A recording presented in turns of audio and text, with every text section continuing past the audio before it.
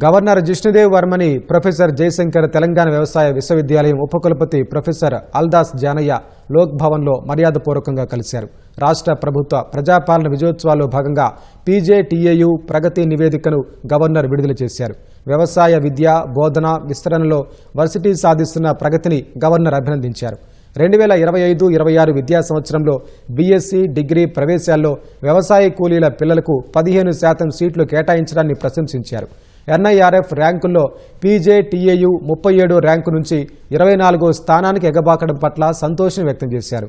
ఇదే స్ఫూర్తితో భవిష్యత్తులోనూ యూనివర్సిటీ అత్యుత్తమ ర్యాంకులు సాధించాలని ఆకాంక్షించారు. పెండింగ్లో ఉన్న 3 బ్యాచ్లకు కలిపి ఒకే స్నాతకోత్సవం 2026 ఫిబ్రవరిలో నిర్వహించడానికి అనుమతి ఇవ్వాలని అల్దాస్ జానయ్య చేసిన విజ్ఞప్తికి గవర్నర్ అంగీకరించారు. ఫిబ్రవరిలో జరగనున్న స్నాతకోత్సవంలో 3 బ్యాచ్లకు చెందిన 2800 డిగ్రీ, పీజీ, పీహెచ్డీ పట్టభద్రులైన విద్యార్థులకు పట్టాల ప్రదానోత్సవం చేయనున్నామని ప్రొఫెసర్ జానయ్య తెలిపారు.